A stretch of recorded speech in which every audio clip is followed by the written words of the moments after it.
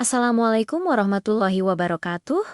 Halo Bapek Bopak petani hebat dan pejuang pangan Indonesia. Semoga sawahnya sehat, tanamannya hijau, dan rezekinya melimpah ya. Di video kali ini kita akan bahas sesuatu yang penting sekali karena akhir-akhir ini banyak laporan munculnya hama baru di sawah.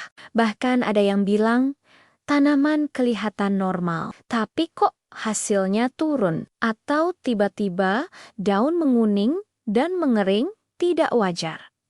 Nah, jangan dianggap biasa. Bisa jadi itu tanda serangan hama generasi baru atau hama yang sudah mulai kebal pestisida. Yuk kita bahas satu persatu supaya kita tidak kecolongan. Kenapa sekarang banyak hama baru? Bapak Ibu, hama itu sebenarnya selalu ada, tapi kenapa sekarang serangannya terasa berbeda?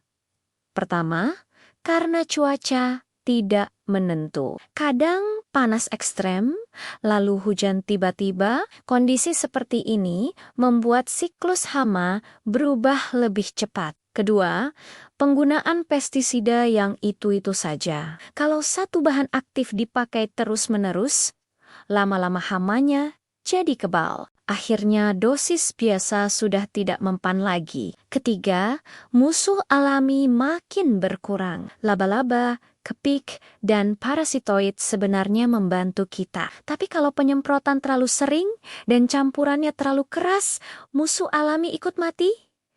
Dan yang keempat, pola tanam tidak serempak. Sawah beda umur. Tanam membuat hama mudah pindah dari yang tua ke yang muda. Inilah yang membuat sekarang muncul kesan hama baru. Ciri-ciri hama yang mulai banyak ditemukan. Sekarang kita masuk ke cirinya. Ulat geraya. Pola baru sekarang. Ulat geraya sering menyerang malam hari. Ciri-cirinya daun berlubang besar, bekas gigitan tidak beraturan, siang hari ulat sembunyi di pangkal rumpun. Kalau pagi lihat daun rusak, tapi tidak ada ulat. Coba cek malam pakai senter. Bee thrips padi ini sering muncul saat musim kering. Ciri awalnya, daun tampak keperakan, daun keriting, tanaman terlihat kerdil, sering disangka kekurangan unsur, padahal itu thrips. Kalau dibiarkan, pertumbuhan terganggu dan hasil bisa turun. C. Waring tipe resisten sekarang, ada waring yang lebih tahan semprotan. Ciri, daun menguning dari bawah, tanaman tampak lemah, populasi cepat sekali bertambah. Kalau sudah terlihat banyak di satu titik, biasanya dalam beberapa hari bisa meluas. D. Penggerak batang lebih awal, biasanya menyerang agak lambat, tapi sekarang sering muncul lebih cepat. Ciri awal, ada garis putih di daun. Daun tengah mudah dicabut.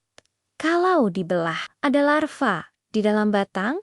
Kalau sudah fase bunting, bisa menyebabkan bulir hampa. Tanda umum sawah harus diwaspadai Bapak Ibu. Ini penting sekali. Kalau lihat tanda ini, jangan ditunda. Daun tiba-tiba keriting, ada warna keperakan. Daun berlubang tidak beraturan. Tanaman kerdil tidak merata.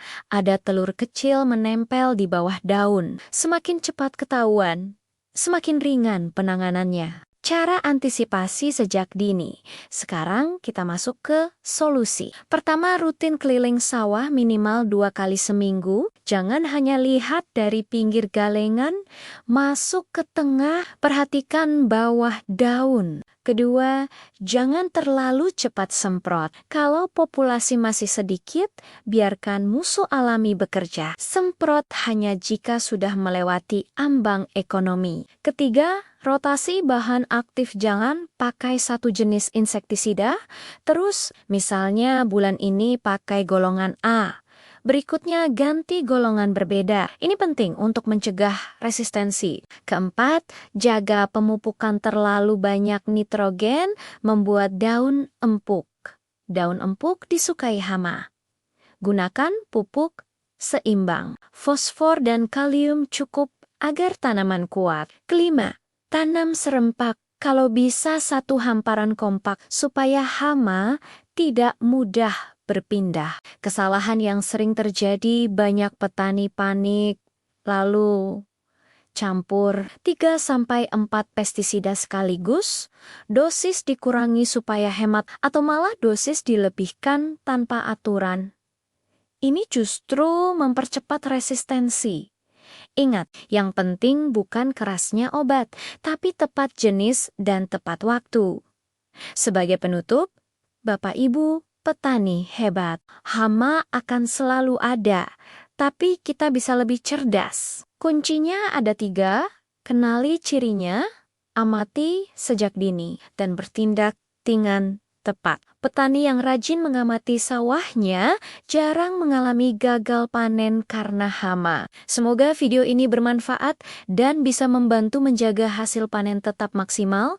Kalau Bapak Ibu pernah menemukan hama yang tidak biasa di sawah, boleh tulis di kolom komentar ya. Kita belajar bersama. Wassalamualaikum warahmatullahi wabarakatuh.